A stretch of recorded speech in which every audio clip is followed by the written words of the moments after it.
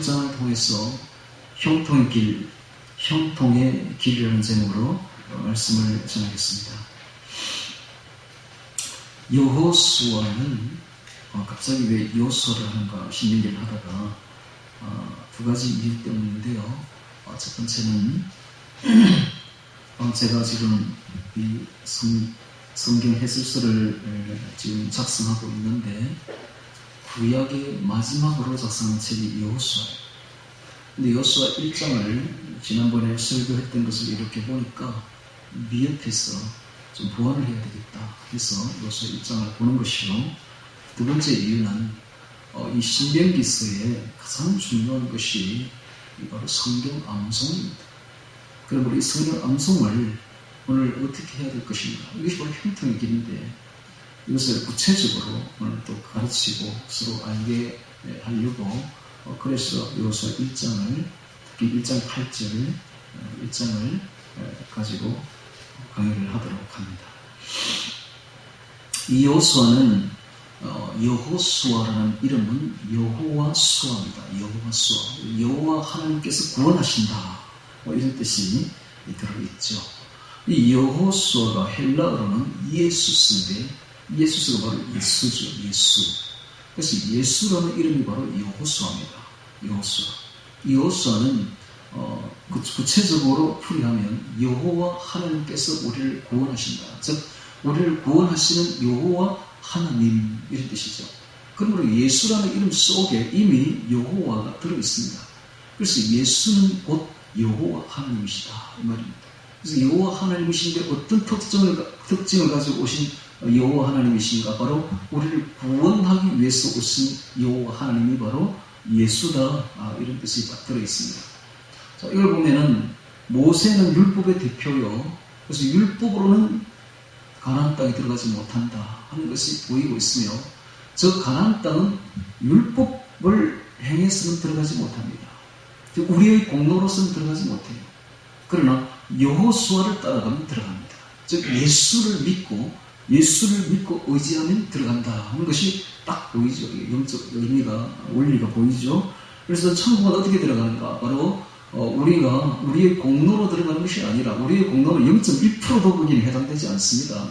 천국에 들어가는 것은 100% 예수님의 십자가 공로로 들어갑니다. 그러므로 우리가 예수님을 믿어야 됩니다. 예수님 앞에 우리의 죄를 회개하고 예수님을 나의 구주로 받아들이고 예수님을 영접하고 예수님을 나의 주로 믿고 의지하면 예수의 공로로 간단하게 들어갑니다. 할렐루야. 이게 바로 천국 가는 형통의 길이죠. 자, 그래서 이 여호수아 굉장히 중요한데요. 자, 이 여호수아 1장을 같이 보면서 형통의 길을 보도록 하겠습니다. 먼저 1장 1절부터 보도록 하겠습니다. 여호와의 종 모세가 죽은 후에 모세가 120세까지 살다가 죽었습니다. 자, 이 모세가 120세까지 살다가 죽었는데 이 모세의 생애는 세 부분으로 확실하게 구분되죠. 처음 40년과 그 다음에 광야의 40년 그리고 마지막 40년으로 구분됩니다. 처음 40년은 I am somebody였습니다. I am somebody. 나는 그래도 괜찮은 사람이다. 이런 뜻이죠. 모세의 처음 40년은 왕궁에서 그래도 왕자로 살았습니다. 만약에 모세가 딴 맘만 안 먹었으면 그대로 이집트 왕이 됩니다. 이집트가 옛날에 고대에서는 가장 세계 최강국이었잖아요. 세계 최강대국의 왕이 될 사람이 바로 모세였다. I am somebody였다. 두 번째 40년은 I am nobody입니다. 나는 아무것도 아닙니다. 이게 광야 생활입니다. 그리고 마지막으로 세 번째 40년은 I am God's body입니다. 나는 하나님의 사람입니다. 하나님의 사람으로서 마지막 40년을 살았던 모세가 딱 이렇게 40년으로 구분됩니다. 이것은 오늘 우리에게 무엇을 가르쳐줍니까? 우리도 그와 같은 삶을 살아야 됨을 가르쳐줍니다. 우리도 예수 믿기 전에는 그래도 세상에서는 좀 잘 나가는 사람이었어요. 다들. 우리 자녀들 보고 너무 처음부터 겸손하라 하면 안 돼요. 자녀들이 그래도 세상에서는 클 만큼 커봐야 됩니다. 남보다 좀 커봐야 되고 성공할 만큼 해봐야 돼요. 올라간 사람만이 내려올 수가 있습니다. 올라가지 않으면 내려올 수가 없어요. 올라갈 때까지 올라가봐야 돼요. 세상에 성공도 해봐야 되고 학문도 해봐야 되고 공부도 해봐 최고 학부로 나와봐야 되고 할 거 다 해봐야 되고 돈도 벌어봐야 되고 다 가서 봐야만이 그때 비로소 아무것도 아니구나 하는 것을 깨닫고 내려올 수가 있는 것이지 아무것도 없는 사람이 내려올 것도 없는 거죠. 그러니까 우리도 준비할 건 해야 돼요. 육신적으로도 건강해야 되고 공부도 해서 학문도 세상 학문도 익혀봐야 돼요. 돈도 경제적으로 벌어서 자립도 해봐야 돼요. 이런 사람이 겸손할 수가 있는 것입니다. I am somebody가 돼봐야 돼요. 그래야 겸손의 의미를 알 수가 있어요. 두 번째는 겸손해야 됩니다. 완전히 낮아져야 됩니다. I am nobody가 되어야 됩니다. 우리도 모세처럼. 그래서 하나님 앞에 완전히 없어지고 낮아져서 아무것도 없는 존재가 되어버려야 되고 그 빈 마음으로 예수님을 받아들여야 됩니다. 그때부터 우리는 가짜바디가 되는 것이죠. 하나님의 사람이 되는 것이죠. 그래서 나는 없고 예수님으로 살아가게 되는 사람의 생애를 살아야 되는 것입니다. 자, 여호와의 종 모세가 죽은 후에 여호와께서 모세의 시종 눈의 아들 여호수아에게 일러 가로되, 자, 시종이 나오는데 모세의 시종, 이 시종이 나중에 지도자가 됩니다. 즉 남의 지배를 받아보지 못한 사람은 절대로 남을 지배할 수가 없습니다. 반드시 이 시종이 되어봐야만이 또 지도자가 될 수가 있는 것이죠. 모세의 시종만이 또한 민족의 지도자가 될 수 있는 것입니다. 그래서 우리가 남을 지도하는 위치에 이르기 위해서는 반드시 자신이 지도를 받아봐야 돼요. 지도에 순종해야 돼요. 남의 지도에 순종한 사람만이 남을 또 지도할 수가 있는 것이지 순종도 안 해본 사람은 절대로 지도할 수 없습니다. 이 눈의 아들 여호수아는 항상 모세의 옆에 그림자처럼 따라다니는 사람이었습니다. 그러니까 나중에 모세의 길을 이어서 지도자가 될 수 있었던 것입니다.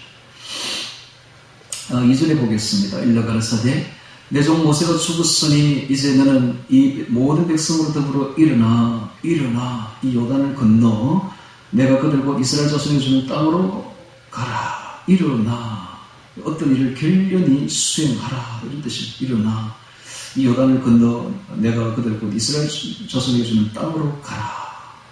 이게 얼마나 큰 명령이었는지 여러분들 상상이 되십니까? 지금 이스라엘 백성들은 무려 200만 명이 넘습니다. 이 백성을 애굽에서 이끌고 왔습니다. 뭐하려고? 가나안 땅에 들어가려고. 그리고 가나안 땅에 들어가기 전에 40년을 훈련을 했습니다. 이제 가나안 땅에 들어가려고 요단강 앞에 섰습니다. 요단강만 건너면 이제 가나안 땅입니다. 요단강 앞 모압 땅에서 딱 서서 이제 건너기 직전입니다. 하나님께서 여호수아에게 말합니다. 너는 이제 일어나 요단강을 건너가라 라고 말씀하십니다. 얼마나 두렵겠습니까? 이 많은 백성을 어떻게 하나로 통솔할 수 있겠으며 또 이 많은 군대들이 이제 가나안 땅을 넘어갈 텐데 거기는 이 군대와는 비교할 수 없는 군대들이 가나안 땅에 포진되어 있습니다. 인간적으로는 도저히 불가능한 일입니다. 어떻게 전쟁을 해서 이길 수가 있겠습니까? 저 센 군대들을. 그런데 이 모든 걱정이 태산 같은데 인간의 힘으로는 도저히 할 수 없는 일을 하나님께서는 지금 하라고 명령하십니다. 그리고 얼마나 두렵겠습니까? 그때 그 여호수아의 두려움 그리고 책임감이 있지 않습니까? 내가 잘못해서 만약 이 백성을 가나안 땅에 들이지 못한다면 난 어떻게 되는 건가? 이 백성도 어떻게 되는 건가? 어마어마한 책임감과 함께 두려움이 엄습했을 것입니다. 그런 그 여호수아의 마음을 참 느껴보시기 바랍니다. 이것이 바로 우리의 마음입니다. 우리 역시 똑같습니다. 우리 역시 지금 하늘 요단강 앞에 서 있습니다. 지금 이제 이 요단강만 건너면 천국입니다. 그런데 이제 건너가야 되는데 실패할 수도 있습니다. 많은 사람들이 실패합니다. 예수님께서 말씀하시기를 좁은 문으로 들어가라. 그리로 들어가는 자가 적고 넓은 문으로 들어가는 자는 많다 그랬습니다. 예수님이 말씀하실 때 많다 하면 엄청나게 많은 겁니다. 적다고 하면 엄청나게 적은 겁니다. 천국으로 들어가는 사람들이 그 여기서 말하는 좁은 문, 넓은 문은 교회 다니는 사람 보고 하는 말입니다. 10편 1편에 나오는 악인, 죄인, 오만한 자가 그 세상 사람 보고 하는 말이 아닙니다. 그게 다 교회 안에 있는 사람 보고 하는 말입니다.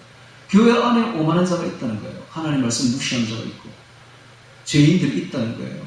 네. 그래서 이 교회 안에 있어도 천국 가기가 너무너무 어렵다는 겁니다. 그래서 우리 역시 똑같습니다. 우리 지금 교회를 다니고 있고 예수를 믿는다고 하고 있지만은 누가 압니까? 실패할지. 그러니까 굉장히 두렵다. 이 요단강을 건너서 저 천국에 들어갈 수 있을 때까지 과연 갈 수 있겠나 하는 두려운 마음과 의심과 또 책임감과 이런 마음들이 뒤범벅된 마음이 바로 여호수아의 마음입니다. 그렇지 않습니까? 우리는 지금 여호수아가 건너간 걸 알기 때문에 별거 아닌 것처럼 보일지 몰라도 막상 들어가기 전에 여호수아의 마음은 어떻게 했겠습니까? 우리 역시 마찬가지입니다. 우리가 이제 시간이 지나서 나중에 천국에 가서 지난날을 회고해보면 별거 아니죠. 그런데 우리는 지금 아직 들어가지 않았습니다. 우리 앞에 천국이 지금 놓여 있습니다. 들어갈 수도 있고 못 들어갈 수도 있습니다. 그러면 얼마나 두렵습니까? 우리가 솔직히. 저 천국에 가야 되는데 그 마음이 바로 여호수아의 마음입니다. 이제 하나님께서 말씀하십니다. 이제 일어나 건너가라 라고 말씀하시는 것입니다. 자, 3절에 내가 모세에게 말한 바와 같이 물어 너희 발바닥으로 밟는 곳을 내가 다 너희에게 주었노니 하나님께서 허락했다고 말하고 있습니다. 너희가 발바닥으로 밟는 곳을 전부 다 너희 땅으로 주었다, 결정되었다라고 말합니다. 주었노니 자, 땅의 경계를 이야기합니다. 이스라엘 땅의 경계. 곧 첫 번째 남쪽으로는 신강야와 북쪽으로는 레바논에서부터 동쪽으로는 큰 하수 유브라데 강에 이르고 이르는 해쪽 섭을 온 땅과 또 서쪽으로는 해지는 편 대해 지중해까지 너희 지경이 되리라. 그래서 유브라데부터 지중해까지, 북쪽으로는 레바논에서부터 남쪽으로는 그 유대 광야까지, 신광야까지 전부 이스라엘 땅이 될 것이다 라고 이스라엘의 이상적인 경계를 말해주고 있습니다. 5절에 너의 평생에 너희 당할 자가 없으리니 내가 모세와 함께 있었던 것 같이 첫 번째 너와 함께 있을 것입니다. 자, 이 형통의 비결이 첫 번째가 나왔는데요. 이 승리의 비결, 형통의 비결은 무엇보다 하나님이 우리와 함께하면 됩니다. 할렐루야. 이것이에요. 우리가 저 천국에 들어가는 비결도 예수님이 우리와 함께하면, 성령께서 우리와 함께하면 되는 겁니다. 이 길 밖에는 없습니다. 이게 가장 중요합니다. 우리가 하나님과 동행하고 예수님과 동행하면 되는 것입니다. 너와 함께 있을 것입니다. 내가 너를 떠나지 아니하면 너를 버리지 아니하리니 그래서 너는 마음을 강하게 하라, 담대히 하라. 너는 이 백성으로 내가 그 조상에게 맹세해 주리라 하는 그 땅을 얻게 하리라. 너는 반드시 천국에 들어갈 것이다. 가나안 땅에 들어갈 것이다 라고 말씀하고 있습니다. 그래서 너는 마음을 강하게 하라, 담대히 하라, 남자같이 행하라 라고 말하는 것은 지금 여호수아의 마음이 어떻다는 것입니까? 떨린다는 거예요. 너무 약하다는 거예요.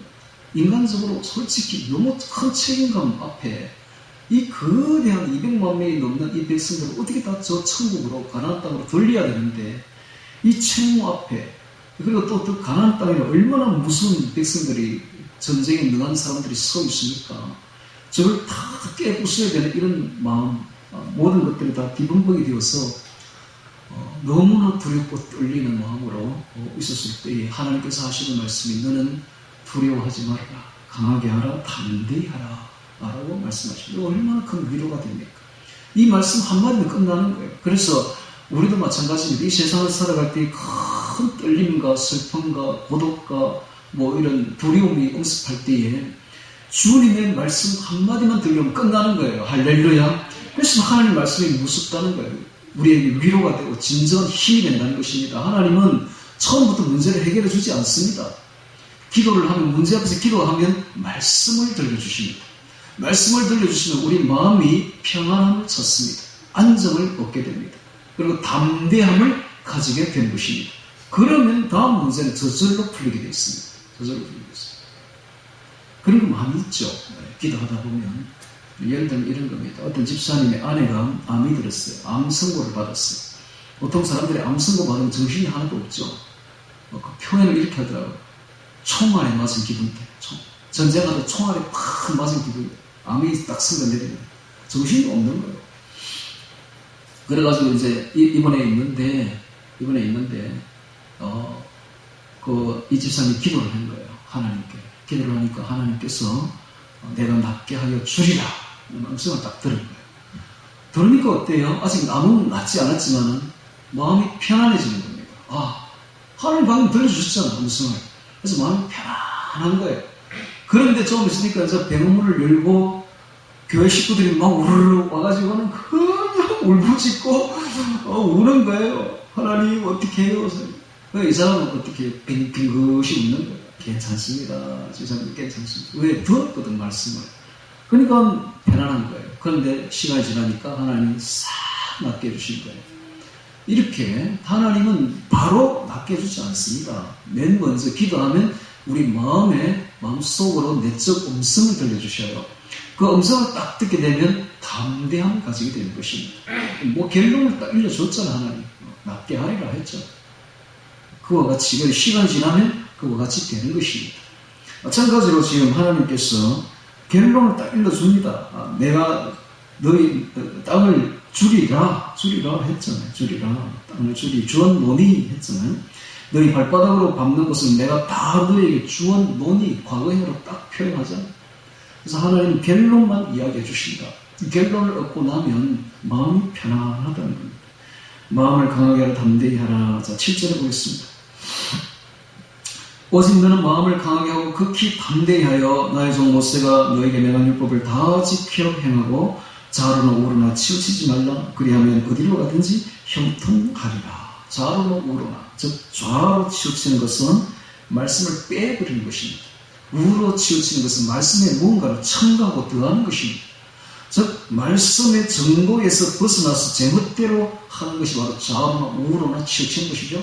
오늘 우리는 하나님 주신 말씀에 더하지도 말고 빼지도 말고 딱 그대로 순수하게 받아들여야 됩니다. 이거 바로 형통의 비결이다라는 것입니다. 그래야하면 형통하리니 라는 말씀을 하고 있습니다. 8절, 오늘 8절이 주제 구절입니다. 이 구절은 꼭 외우셔야 됩니다. 이 율법책을 너의 입에서, 첫 번째 너의 입에서 떠나지 말게 하며, 두 번째 주의하러 그것을 묵상하여, 세 번째 그 가운데 기록한 대로 다 지켜 행하라. 그리하면 내 길이 평탄하게 될 것이라. 내가 형통하리라. 형통의 비결이 나왔습니다. 형통의 비결은 무엇보다 하나님 우리와 함께 해야 되며, 또 형통의 비결은 하나님의 말씀을 항상 내 입에서 떠나지 말게 하고 주야로 그 말씀을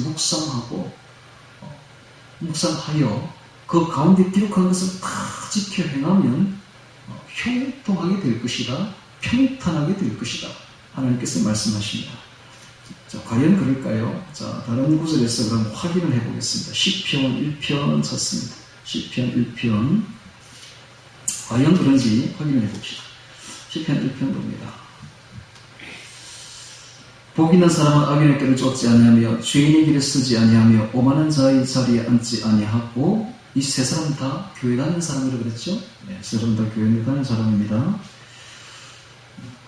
악인, 간산, 깨를 내는 사람들이죠. 하나님의 말씀이 아닌 사람의 깨를 내는 사람들이 바로 악인입니다. 죄인은 목표에서 빗나간 사람들입니다. 즉 예수님이라는 그 목표에서 빗나가버린 사람들, 이 죄인들입니다. 또 오만한 자는 하나님의 거룩한 것을 조롱하는 자들입니다. 즉 하나님 말씀 지키고 사는 사람들, 아주 조롱하는 자들이 바로 오만한 자들이죠. 이런 세 부류들이 교회에 많다라는 것입니다. 근데 그렇게 하지 아니하고 2절에 오직 여호와의 율법을 즐거워하여 그 율법을 주야로 묵상하는 자보다 저는 시냇가에 심은 나무가 시절을 쫓아 과실을 맺으며 그 잎사귀가 마르지 아니함 같으니 그 행사가 다 뭐하리로다? 형통하리로다. 넣었잖아요. 율법을 주야로 묵상하는 자, 율법을 즐거워하는 자. 율법이 하나님 말씀이죠. 하나님 말씀을 사모하는 자입니다. 하나님 말씀을 사모해서 그 율법을 주야로 입에 넣고 있는 사람. 그래서 항상 입술에서 음미하고 그리고 묵상 반추. 소가 여물을 먹은 것을 다시 이렇게 끄집어내서 여물을 다시 대신질 하듯이 말씀을 먹은 것을 항상 끄집어내서 다시 되씹고 반추하고 묵상하고 그러한 사람들이 다 그리고 그대로 지켜 행하는 사람들이 다 어떻게 된다? 형통해진다. 나왔잖아요. 또 보겠습니다. 이번에는 진짜 맞는지. 자, 이번에는 창세기 39장 찾습니다. 창세기 39장.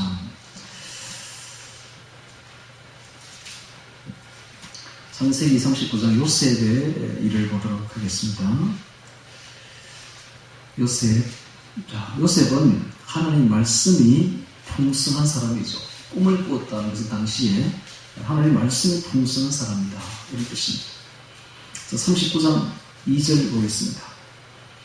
여호와께서 요셉과 함께 하심으로, 함께 한다는 말이 또 나오죠. 함께 하심으로 그가 형통한 자가 되어 그 주인 애굽 사람의 집에 있으니 그 주인이 여호와께서 그와 함께 하심을 보았으며 또 여호와께서 그의 범사에 형통케 하심을 보았더라.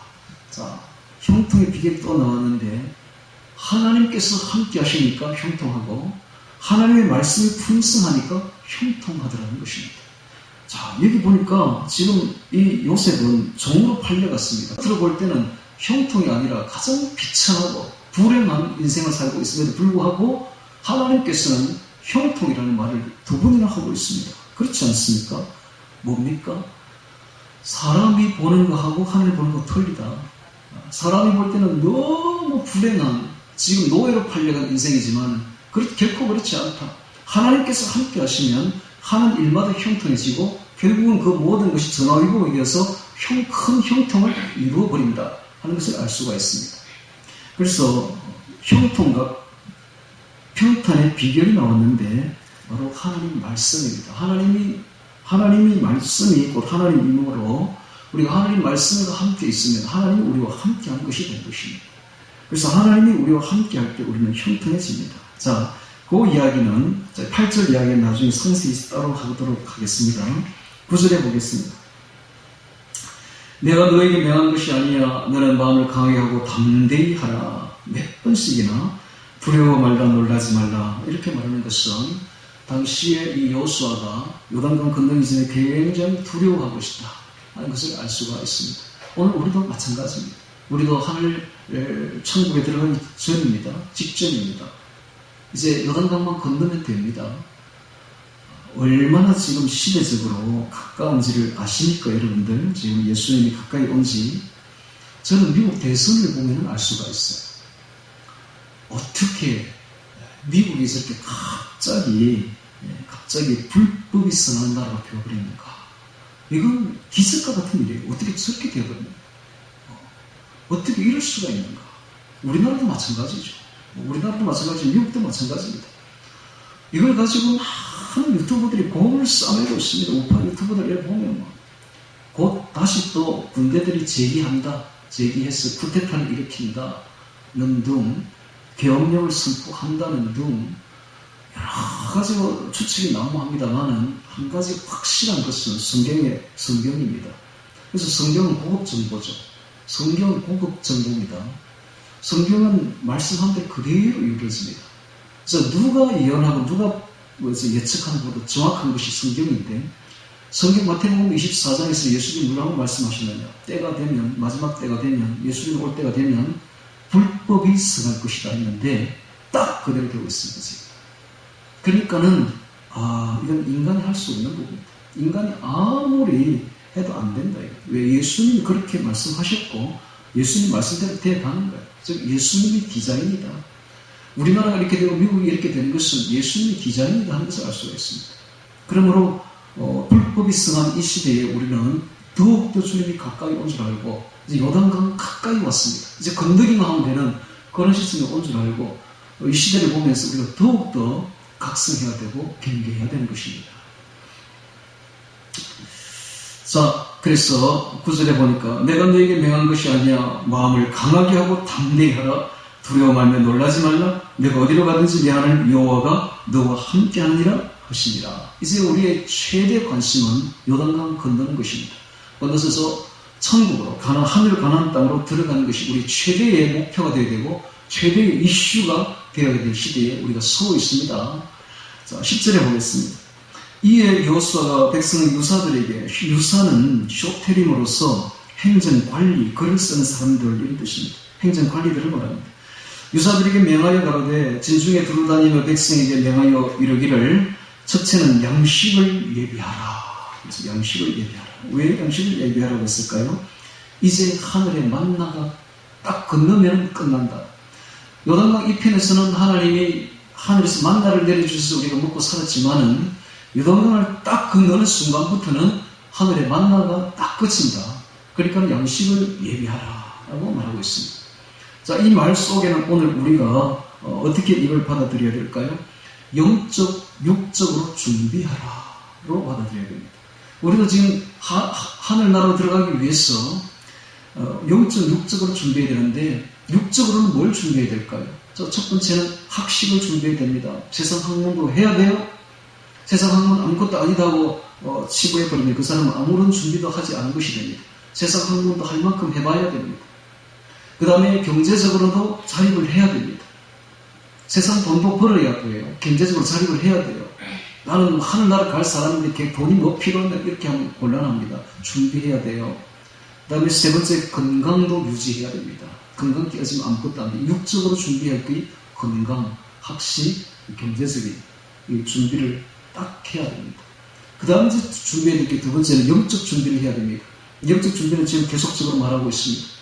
하나님의 말씀을 준비하고 하나님과 동행하는 것 두 가지를 준비를 해야 되는 것이죠. 그래서 양식을 예비하라. 3일 안에 너희가 이 요단을 건너 너희 하나님 여호와께서 너희에게 주사 얻게 하시는 땅을 얻기 위하여 들어갈 것이니라 하라 라고 말했습니다. 3일 안에. 자, 이 3일 안에 어떤 일이 벌어지고 있었는가? 이때에 정탐꾼들이 여리고를 정탐하고 있었습니다. 라합의 집을 정탐하던 살몬을 알 수가 있죠. 이렇게 정탐하고 있었을 그때에 양식을 준비하고 마음의 준비를 가지며 그리고 전체 단합과 사기 진작을 지금 일으키고 있습니다. 12절에 여호수아가 또 르우벤, 갓, 므낫세 반지파에게 일러 가로되 여호와의 종 모세가 너에게 명하여 이르기를 너희 하나님 여호와께서 너에게 안식을 주시며 안식 즉 전쟁의 종식과 평화를 주시며 이 땅을 너희에게 주시리라 하였나니 너희는 그 말을 기억하라. 너희 처자와 가축은 모세가 너희에게 준 요단 이편 동편 땅에 머무르느니와 너희 용사들은 무장하고 완벽한 전투태세를 갖추고서 너희 형제들보다 앞서 건너가서 즉 앞잡이가 되어서 앞장서서 싸워서 그들을 돕고 여호와께서 너희로 안식하게 하신 것 같이 너희 형제도 안식하게 하며 너희도 너희 하나님 여호와께서 주시는 땅을 얻게 되거든 너희는 너희 소유지 곧 여호와의 종 모세가 너희에게 준 요단 이편 해돋는 편 동편으로 돌아와서 그것을 차지할지니라 라고 말하고 있습니다. 무슨 말입니까? 요단 동편의 세 지파가 땅을 이미 얻었습니다. 므낫세 지파, 므낫세 반지파, 르우벤 지파, 갓 지파가 얻었는데 얻었다고 그게 주저앉아 있지 말고 먼저 너희는 앞장서서 싸우고 다 싸우고 전쟁이 끝나고 나면 돌아와서 편안하게 이쪽에서 살아라 라고 말을 하고 있는 것이죠.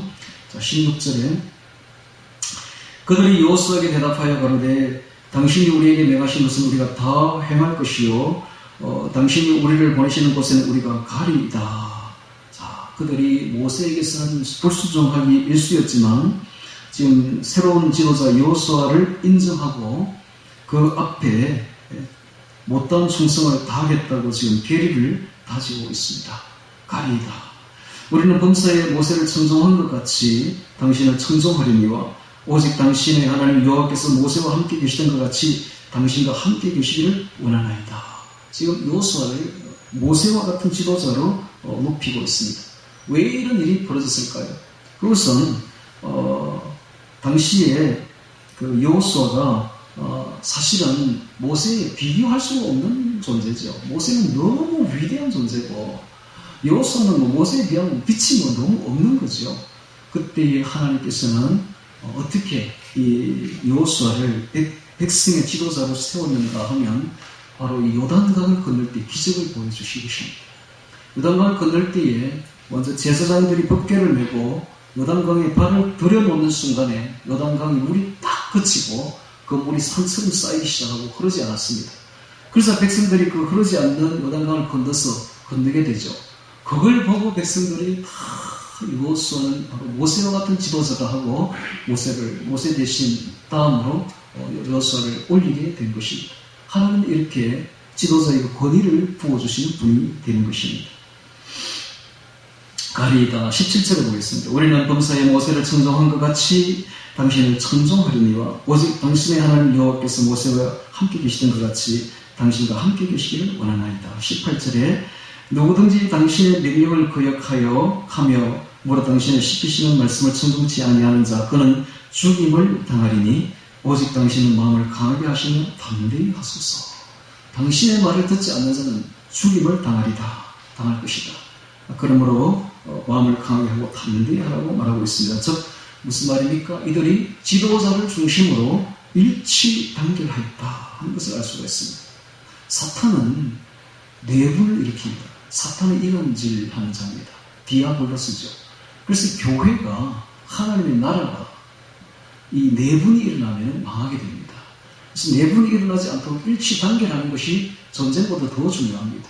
그래서 이 백성들이 하나가 되어서 한 마음이 되어서 일치단결하는 모습을 보여주고 있는 것은 굉장히 중요하다. 이것을 알 수가 있습니다. 자, 오늘 우리는 여호수아 1장을 통해서 지금 형통의 길을 보고 있는데요. 자, 1장 8절이 오늘의 중심 말씀이죠. 이 율법책을 내 입에서 떠나지 말게 하며 주야로 그것을 묵상하여 그 가운데 기록한 대로 다 지켜 행하라. 그리하면 내 길이 평탄하리라. 내가 형통하리라 라고 말씀하셨는데, 자, 이 형통의 길에 대해서 이제 구체적으로 좀 시간이 걸릴 겁니다. 구체적으로 말씀하겠습니다. 지금부터 하는 말씀은 굉장히 중요합니다. 말씀을 잘 듣기 바랍니다. 자, 여기 1장 8절에 보니까 이 율법책을 내 입에서 떠나지 말게 하며, 이 말은 말씀을 암송하며 이 말이죠. 그 다음에 주야로 그것을 묵상하여 이 말은, 그래서 묵상하라, 암송하고 그 뒤에는 묵상하라 이 말입니다. 그 다음에 그 뒤에는 그 가운데 기록한 것을 다 지켜 행하라, 순종하라 이렇게 되어 있죠. 그래서 첫 번째 말씀 암송, 성경 암송을 하고, 두 번째 암송하는 것을 묵상하고, 세 번째는 지켜 행하면 형통할 것이다 하고 형통의 비결을 가르쳐주고 있습니다. 자, 이 성경 암송은 하나님의 명령입니다. 성경을 딱 보면 이건 하나님의 명령이에요. 한번 볼까요? 자, 신명기서 6장 펴니다. 신명기서 6장 4절을 봅니다. 신명기 6장 4절부터 9절을 보겠습니다.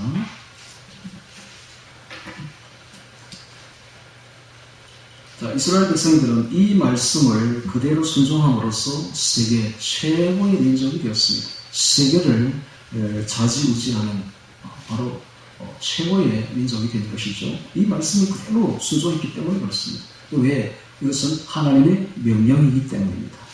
자, 신명기서 6장 4절 봅니다. 이스라엘아 들으라. 우리 하나님 여호와는 오직 하나님 여호와시니 첫 번째 너는 마음을 다하고, 두 번째 성품을 다하고, 세 번째 힘을 다하여 내 하나님 여호와를 사랑하라. 첫 번째 너는 마음을 다하는 방법은, 첫 번째 6절에 오늘날 내가 너에게 명할 이 말씀을 너는 마음에 새기고, 마음을 다하는 방법이 말씀을 마음에 뭐하라? 새기라. 두 번째 성품을 다하고 있으면 뜻을 다하고 이런 뜻인데, 뜻을 다하는 방법은 7절에 내 자녀에게 뜻을 다하여 부지런히 가르치며 집에 앉았을 때든지 길에 행할 때든지 누웠을 때든지 일어날 때든지 이 말씀을 강론하라. 하브르타라. 강론하라. 뜻을 다하여 강론하라. 가르치라. 자녀에게 가르치라. 그래서 우리 가정에서는 항상 부모가 스승이 되어서 자녀들을 가르쳐야 되는데, 말을 할 때부터 시작해서 자녀들을 성경 암송을 시켜야 됩니다. 이게 굉장히 중요합니다. 그런데 우리나라 이걸 놓친 거죠. 그러니까 신앙 개선이 안 되는 겁니다. 그래서 자녀들에게는 무조건 성경 말씀을 암송시켜야 됩니다. 그리고 암송만 할 것이 아니라 그 뜻을 가르쳐줘야 돼요. 강론해야 됩니다. 그래서 부모는 자녀들의 스승이 되어야 됩니다. 그래서 교회가 중요한 것이 아니라 가정이 중요합니다. 가정에서부터 말씀이 암송이 되어야 되고, 가정에서부터 자녀들에게 부지런히 강론해 줘야 됩니다. 그래서 이스라엘이 이걸 잘했던 거예요. 이스라엘은 아이가 태어날 때부터 시작해 말을 할 때부터 시작해 13살 때까지 창출 내리신 모세오경을 싹 다 암송시킵니다. 뿐만 아니라 그 뜻을 다 강론하죠. 그래서 13살 되면 이 아이들은 벌써 선생이 되어버립니다. 이걸 암송할 뿐만 아니라 이것을 남에게 가르쳐 줄 수 있는 정도가 되어버리죠. 그런 과정에서 이 아이들은 머리가 천재가 되어버립니다. 원래부터 머리가 그렇게 좋은 애들이 아닌데 모세오경을 암송하면서 완전히 천재가 되죠. 천재가 되어서 세계를 습관합니다. 굉장히 창조력이 뛰어난 사람들이 되어버립니다. 그래서 창조력에는 이스라엘이 당할 수가 없죠. 그러니까 세계를 휘어잡습니다. 이 말씀대로 했기 때문에 그렇습니다. 그런데 오늘날 우리 아이들 어떻습니까? 게임만 시킨다고. 게임을 하면 어떻게 되는가? 이게 전두엽에서 생각을 해야 되는데 책을 읽고 깊이 사색을 해야 전두엽이 발달하는데 전두엽에 올 시간이 없는 거예요. 왜냐하면 게임을 빨리 반응을 해야 되니까.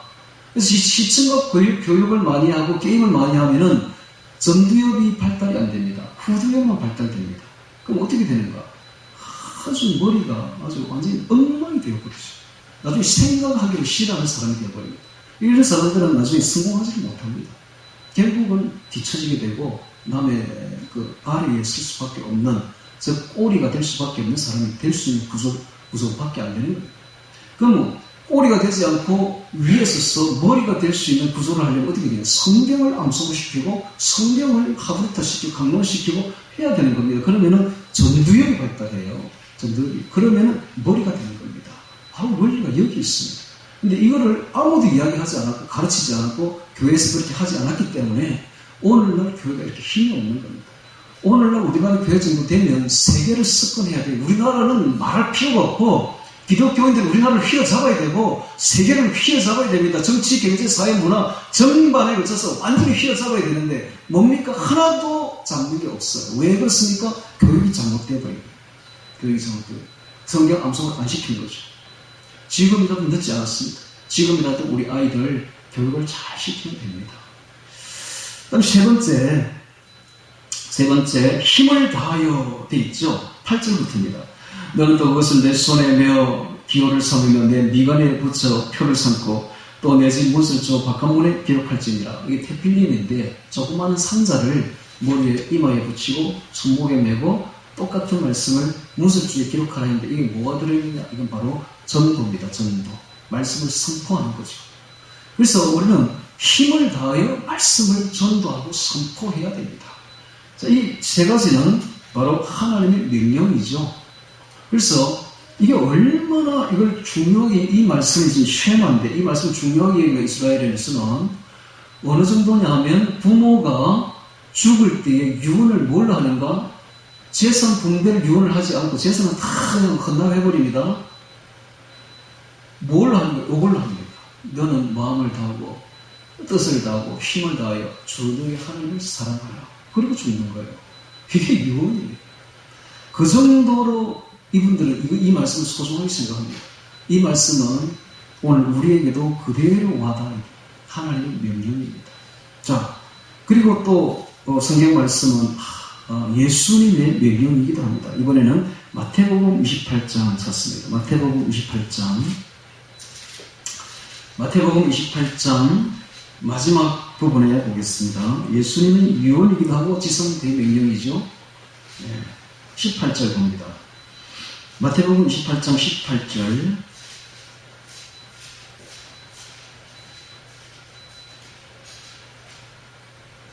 예수께서 나와 일러 가라사대 하늘과 땅의 모든 권세를 내게 주셨으니 그러므로 너희는 가서 모든 족속으로 제자를 삼아 아버지와 아들과 성령의 이름으로 세례를 주고 내가 너희에게 분부한 모든 것을 가르쳐 지키게 하라. 볼지어다 내가 세상 끝날까지 너희와 항상 함께 있으리라 하시니라. 자, 여기를 말씀을 자세히 보면 모든 족속으로 제자를 삼고 그리고 성령 세례를 주고 그 다음에 20절에 내가 너희에게 분부한 모든 것이 바로 복음입니다. 이 복음을 가르쳐 지키게 하라. 즉 암송하고 묵상하여 실천하게 하라. 즉 예수님의 지상대명령입니다. 우리는 예수님의 지상대명령을 항상 어떻게 생각했는가? 전도하라로만 받아들였는데 그게 아니에요. 물론 전도하라도 포함되어 있습니다만 더 중요한 것은 암송시키고 묵상시키고 실천하게 하라라고 딱 되어 있지 않습니까? 가르쳐 지키게 하라. 그러니까 예수님의 성경 암송은 예수님의 명령이다 하는 것을 알 수가 있습니다. 자, 그리고 이 성경 암송을 하게 되면 기적이 일어납니다. 기적. 왜냐하면 말씀 자체가 기적이에요. 그래서 언어에는 두 종류가 있는데 인간의 언어가 있고 하나님의 언어가 있습니다. 하나님의 언어는 기적입니다. 기적으로 다 이루어져 있습니다. 창세기부터 계시록까지 기록된 이 말씀은 하나님의 언어인데 이 하나님의 언어를 자세히 보면 전부 다 기적의 연속입니다. 이 기적적인 언어를 사모해야 됩니다. 이 기적의 언어를 우리가 마음속에 가지게 되고 입술 속에 가지게 되고 묵상하게 되고 그 말씀과 함께하고 그 말씀을 실천하면 우리도 기적의 사람이 되어버립니다. 기적이 일어나게 되어 있어요. 그래서 교회는 뭐 하는 곳인가? 교회는 말씀 먹는 장소입니다. 말씀이 약하면 신앙이 성장하지를 못합니다. 그래서 말씀을 통해서 물이 변화의 포도가 되듯이 오늘 우리가 말씀을 통해서 완전히 새로운 인격으로 변화되어야 됩니다. 말씀이 얼마나 중요한지 몰라요. 그래서 이 성경 암송을 하는 두 가지 큰 동기가 있는데 그 첫 번째는 성경 말씀은 하나님의 언어다. 하나님의 언어를 사모할 줄 알아야 됩니다.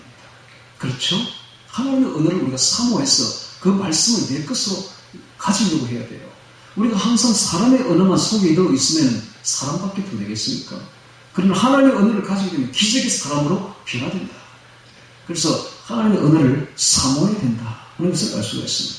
두 번째는 거룩한 강요가 있어야 됩니다. 이 거룩한 강요가 어디서부터 시작되어야 되는가? 바로 가정에서부터 시작되어야 됩니다. 부모가 선생이 되어야 됩니다. 스승이 되어야 됩니다. 그래서 자녀에게 거룩하게 강요해야 됩니다. 거룩한 강요가 있지 않으면 잘 하지 않습니다. 교회에서도 강요해야 됩니다. 거룩한 강요를 해야 됩니다.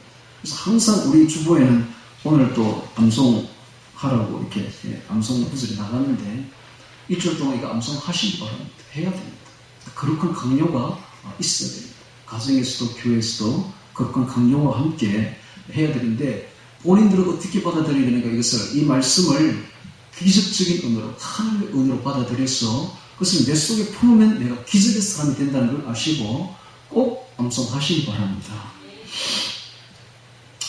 자, 그 다음에 이제 이 네 번째로 성경 암송을 하면은 신앙 감정을 많이 생겨지게 됩니다. 신앙 감정. 질병이 떠나가고 귀신이 떠나가고 치유가 내적 치유가 생겨서 우울증이 치료되고요. 절망이 변하여 소망으로 희망으로 바뀌게 되고 어린 아이들에게 이렇게 가르치는 게임을 끊어버리고 공부에 전념하는 정상적인 사람으로 아주 우수한 사람으로 바뀌게 되고 여러 가지 간증이 굉장히 많아집니다. 그래서 이 성경 암송을 하는 것은 마치 하나님의 보물지도를 가지는 것과 똑같다. 보물지도를. 주님이 인도하시는 곳으로 가면 상상도 할 수 없는 능력과 약속이 무궁무진하게 여기 있습니다. 그래서 하나님의 보물지도를 가지십시오. 이게 바로 성경 암송입니다. 자, 다섯 번째 성경 암송은 죄로부터 멀어지게 합니다. 확실합니다. 성경을 우리가 암송하게 되면 갑자기 죄를 짓고 싶은 마음이 싹 사라져버립니다. 네. 그래서 왜 그런가 하면 기준되는 말씀이 없으면 사람들이 자기 마음대로 행동하게 돼 있어요. 자기 마음대로, 자기 감정대로, 자기 생각대로 그렇게 생활하면 필경은 사망의 길입니다. 그 길. 반드시 사망의 길, 지옥 길로 가게 되어 있습니다. 그럼 그리 안 가고 하나님의 길로 가려면 말씀이 들어가야 돼요. 그래서 말씀이 들어오게 되면 그냥 죄에 대한 생각이 다 떠나가 버리고 거룩하게 살아가게 되는데 이 거룩하게 사는 길은 곧 진리를 붙들어야만 됩니다. 진리를 붙드는 길밖에 없습니다. 그래서 말씀 암송을 해야 됩니다. 진리 없이 거룩한 삶은 기대할 수가 없습니다.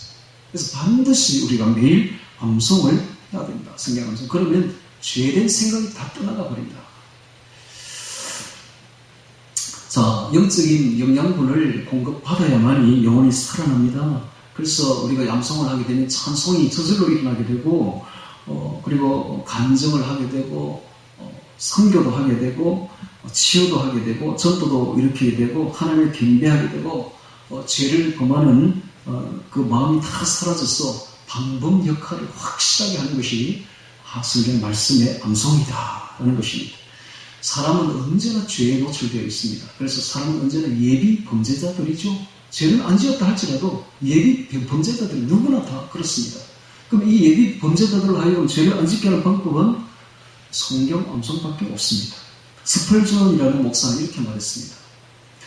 성경이 나를 죄로부터 막아주지 않는다면, 성경 말씀이 나를 죄로부터 막아주지 않는다면 죄가 나를 성경으로부터 멀어지게 할 것이다. 죄가 우리를 성경으로부터 멀어지게 할 것이다. 그래서 성경 말씀이 우리를 죄로부터 막아줘야만이 되는데, 만약 그렇게 하지 않는다면 죄가 우리가 성경으로부터 멀어지게 할 것이다 라고 말했습니다. 자, 성경 말씀으로 아침에 하루를 시작하면 죄가 멀리 도망갑니다. 그래서 굉장히 이것이 중요합니다. 성경 암송이. 그 다음에 6번째, 성경 암송을 하면 어떤 효과가 나타나는가? 강력한 전도 도구가 됩니다. 그래서 전도를 하려면 아주 성경에 아주 통달해야 됩니다. 특히 지금 계속되는 우리 주보에 나가는 이 구원에 관련된 암송, 성경 구절들을 꼭 암송하셔야 돼요. 복음의 핵심이죠. 복음의 핵심을 암송하면 강력한 전도 도구가 된다. 베드로전서 3장 15절에 보면 너희 속에 있는 소망의 이유를 묻는 자들에게는 대답할 것을 항상 예비하되, 대답할 것을 항상 예비해야 됩니다. 그 다음 7번째, 이 성경 암송은 영적인 성장을 이룹니다. 우리가 성장하는데 영적 성장은 말씀 암송밖에 없습니다. 말씀을 사모하는 만큼 성장됩니다. 개인적으로 말씀을 읽고 묵상하고 암송하면 반드시 영적 성장을 이루게 되어 있는데요. 이 영적 성장은 어떻게 이루어지는가? 자, 주일날 오늘같이 이렇게 교회 와서 목사님이 하는 말씀만 듣는다면 그 사람은 젖만 먹는 사람, 젖만 가지고 성장이 됩니까? 목숨은 부지런해. 그런데 성장은 안 돼요. 성장을 하려면 자기가 직접 밥을 먹어야 돼요. 직접 밥을 먹는 게 바로 성경 암송입니다. 암송을 하고 직접 밥을 먹고 그다음 묵상하고 사색하고 그다음에 행하고 이렇게 해야 돼요. 자기가 직접 먹어야 돼요. 그렇지 않으면 성장을 기대하기 어렵습니다. 목사님 말씀을 들어갖고는 어림도 없습니다. 그래서 직접 말씀을 암송해야만이 성장한다 이런 것을 알 수가 있습니다. 그 다음 8번째, 성경 암송은 기도 응답을 받게 합니다. 기도 응답. 요한복음 15장 7절 우리가 잘 아는 말씀, 너희가 내 안에 거하고 내 말이 너희 안에 거하면 무엇이든지 원하는 대로 구하라 그리하면 이루리라. 기도 응답이 됩니다. 즉 너희가 내 안에 거하고 내 말이 너희 안에 거하면 무엇이든지 원하는 대로 구하라 그리하면 이루리라. 즉 기도 응답을 해주시겠다고 약속하고 있습니다. 그래서 이 신실한 기도가 있고 그 다음에 가정한 기도 두 가지로 나눠지는데, 이 가정한 기도는 어떤 기도냐? 하나님 말씀을 듣지 않고 하나님 말씀과 상관없는 기도를 하는 것을 하나님은 가정한 기도라고 합니다. 잠언 28장 9절에 사람이 귀를 돌이키고 율법을 듣지 아니하면 그의 기도도 가정하니라. 사람이 귀를 닫아가지고 율법을 듣지 아니하면 그의 기도도 하나님이 가정하게 됩니다. 다음 전도서 5장 2절에 보면 너는 하나님 앞에서 함부로 입을 열지 말며 급한 마음으로 말을 내지 말라. 하나님은 하늘에 계시고 너는 땅에 있습니다. 그런즉 마땅히 말을 적게 할 것이다. 여러분, 기도는 하나님 앞에 가서 함부로 말하는 거 아닙니다. 몰라서 하는 거죠. 우리가 기도 너무 잘못 가르쳤어요. 그냥 하나님 앞에 가서만 말만 냈다 하라는데 이건 정말 잘못된 일이에요. 하나님은 하늘에 계시고 우리는 땅에 있습니다. 그러니까 말을 적게 하라고 되어 있습니다. 급하게 말을 내지 말라고 해요.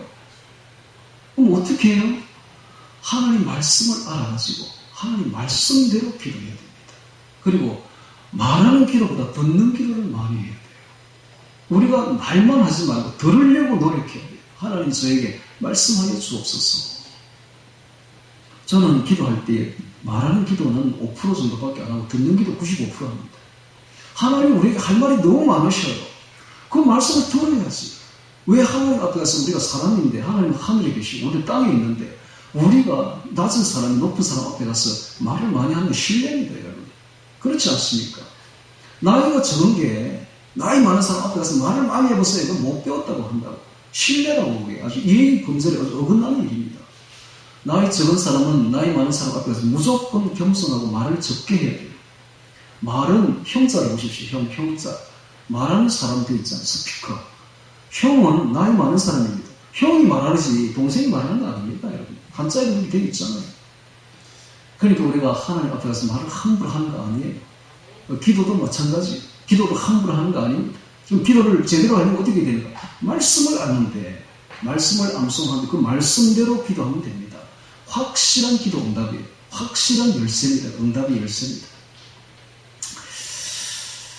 자, 그 다음에 이제 9번째로 승리의 삶을 살게 합니다. 승리의 삶을.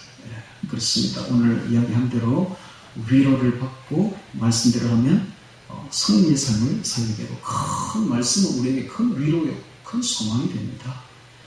그 다음 마지막으로 말씀 암송을 하게 되면 하나님의 복을 받게 됩니다. 오늘 말씀 받았죠? 형통의 복을 받게 됩니다. 평탄의 복을 받게 됩니다. 우리가 하늘나라로 가는 길에 형통하고 평탄해야 되지 않겠습니까? 그 하나님의 복을 받는데 하나님 말씀은 공수포가 절대로 아닙니다. 확실한 복을 보장합니다.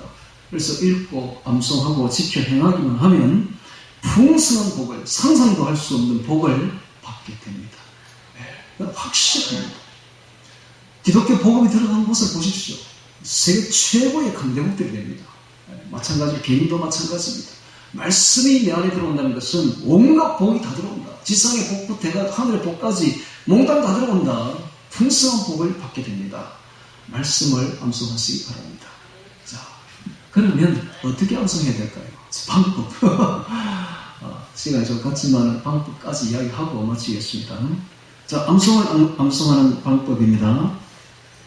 첫 번째, 기도하면서 암송해야 됩니다. 기도하면서 반드시 암송하기 전에는 성령님을 찾아야 됩니다. 성령님의 사역입니다. 왜냐하면 우리가 암송하는 것처럼 보일지 몰라도 암송은 확실히 성령께서 도와주셔야만 가능한 일이고 왜냐하면 이 성경 말씀 자체가 성령의 영감으로 되었습니다. 그래서 이 암송하는 것도 성령의 힘 없이는 되지 않으며 그 다음 암송한 말씀을 무궁무진하게 깨달아지는데 그 깨닫는 것도 성령께서 오셔야만 우리에게 가르쳐 주셔야만 되는 것입니다. 만약에 성령께서 가르쳐 주시지 않고 지식적으로만 이걸 암송하게 되면 어떤 일이 벌어지는가? 바리새인이 됩니다. 바리새인. 가장 악한 자가 되어버립니다. 그러니까 그렇게 되지 않으려면 지식적인, 머리만 큰 지식적인 사람이 되지 않으려면 어떻게 되는가? 성령의 인도를 받아야 돼요. 그러면 이 말씀이 머리에 있는 것이 아니라 가슴으로 내려옵니다. 사랑의 사람이 되죠. 가슴으로 내려와야만 되지 머리에만 머무르면 큰일 납니다. 바리새인이 되지 마시고 성령의 인도를 받는 즉 말씀을 사모하고 사랑하는 사람들이 되어야 됩니다. 그래서 항상 말씀 암송하기 전에 성령께 매달려야 됩니다. 기도해야 됩니다. 성령님, 예수님 저에게 말씀을 가르쳐 주시고 암송시켜 주시고 깨닫게 해주시고 실천하게 주옵소서 하고 기도하시고 가장 두 번째, 동력자들과 같이 해야 됩니다. 암송은 혼자 하는 게 아닙니다. 가정에서는 부모가 스승이 되어야 되고 교회에서는 교역자가 스승이 되어서 함께 진행되어야 됩니다. 그 다음에 세 번째, 소리 내어서 선포해야 됩니다.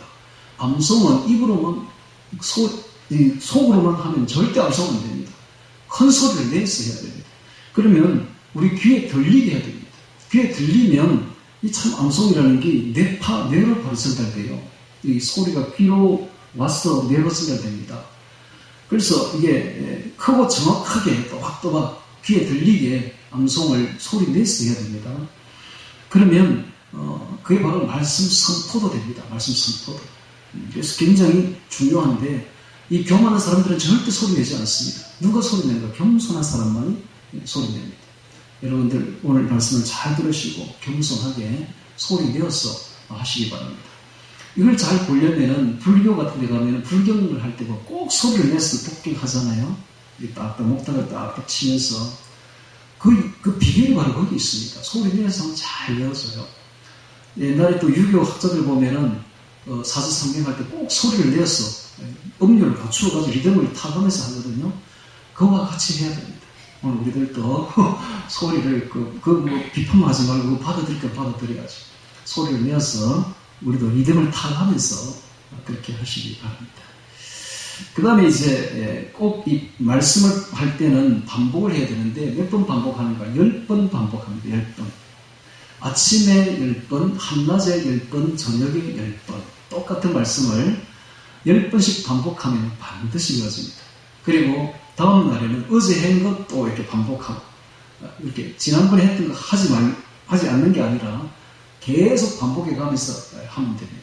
그래서 10번씩 반복. 그래서 10이라고 그러는데 꼭 10번, 아침에 한 번 반복, 10번 반복, 한낮에 10번 반복, 저녁에 10번 반복. 자, 일주일 내내 그렇게 하시면 반드시 암송됩니다. 그 다음에 또 암송할 때는 장절을, 주소라고 그러거든요. 그 말씀의 주소를 꼭 붙여야 돼요. 장절을 꼭 붙여서 장절을 확실하게 암송해야 됩니다. 몇 장, 몇 절, 또 끝에도 몇 장, 몇 절, 이런 식으로. 그 다음에 아멘. 마지막에는 아멘, 아멘. 10번 다 오면 아멘, 아멘. 이렇게 장절을 붙여가면서 암송해야 됩니다. 그 다음에 계속 복습해야 됩니다. 복습이 바로 가장 중요한 학습입니다. 순종하면서 암송해야 됩니다. 그 다음에 이제 7번째는 마지막으로는 순종을 하면서 암송해야 되는데, 독일의 신학자였고 목사였던 본 회퍼는 말하기를, 순종이 없는 기독교는 예수 그리스도가 없는 기독교이다. 오직 예수님을 믿는 자만이 순종하고 순종하는 자만이 믿는다 라고 말했습니다. 이렇게 믿는다 하면서 순종하지 않는 것은 믿는 게 아닙니다. 믿으면 반드시 순종으로 이어집니다. 그래서 순종이 없는 기독교는 예수 그리스도가 없는 기독교라고 말했습니다. 오늘 우리는 반드시 외웠던 말씀을 그대로 순종할 줄 알아야 됩니다. 그래서 이제 보면은 이런 말이 있습니다. 가장 쉬운 것은 교만이고, 교만하기는 쉬워요. 제일 쉬운 게 교만입니다. 그 다음에 어려운 게 겸손이고, 그 다음에 가장 어려운 것이 순종입니다. 순종입니다. 순종. 다시 말합니다. 가장 쉬운 것은 교만이에요. 교만 별로 어려운 거 아닙니다. 교만은 누구나 할 수 있어요. 그러나 교만보다 진짜 어려운 것은 겸손입니다. 겸손이 정말로 어렵습니다. 그런데 겸손보다 더 어려운 것은 순종입니다. 예수님은 십자가에 죽기까지 순종하셨습니다. 예수님은 이 땅에 지상에 내려오기까지 겸손하셨고, 가장 높으신 하나님이 인간의 몸을 입고 이 땅에 내려오기까지 겸손하셨고, 십자가에 죽기까지 순종하셨습니다. 오늘 우리도 주님의 길을 본받아서 겸손하시고 순종하시기 바랍니다. 자, 그리고 이제 마지막으로 우리는 이 복음을 선포해야 됩니다. 선포. 자, 외운 말씀을, 복음을 선포할 줄 알아야 됩니다. 그래서 내가 구원을 먼저 받고, 내가 헌신하고, 내가 우리 자녀들에게 또 모든 사람들의 신앙 개성시키고, 그리고 내가 축복받아야 됩니다. 이게 바로 복음을 선포하는 방법이죠. 자, 오늘 여기까지 이제 말씀을 제가 전했는데요. 이 말씀 암송이 굉장히 중요하죠. 오늘 말씀을 듣고 나니까 말씀 암송해야 되겠다 하는 생각이 드시죠? 네, 말씀 암송이 바로 형통의 길입니다. 네, 봤죠? 오늘 말씀 암송이 바로 형통의 길입니다. 말씀 암송이 바로 죄를 방지하는 범죄 예방의 길입니다. 말씀 암송이 바로 천국에 들어가는 지름길입니다. 그래서 오늘 우리가 여호수아가 요단강 앞에서 어떻게 가나안 땅에 들어갈고 하고 염려하고 두려워하고 있을 때에 주님께서 나타나셔서 하는 말씀이, 너는 이 율법책의 말씀을 입에서 떠나지 말게 하며 주야로 그것을 묵상하여 그 가운데 기록된 것을 지켜 행하라. 그리하면 너의 길이 평탄하게 될 것이라 내가 형통하리라는 말씀을 꼭 기억하시고 우리도 우리 앞에 지금 하늘강이 요단강이 놓여 있습니다. 이 요단강을 건너면 바로 천국이에요. 이제 가까이 왔습니다. 그러면 천국에 들어가기 직전에 우리는 두렵게 떨리고 서 있는데 오늘 하나님의 말씀을 깊이 새겨 듣고 항상 말씀을 우리 입에서 떠나지 말게 하며 그것을 주야로 묵상하고 그 가운데 기록한 것을 지켜 행하면 반드시 형통하게 될 것입니다. 반드시 주님 앞에 기쁨으로 서게 될 날이 오게 될 것입니다. 그렇게 해서 주님을 기쁘게 맞이하는 우리 모두가 되기를 주의 이름으로 축원합니다. 다 같이 오늘 말씀 기억하며 기도드리겠습니다.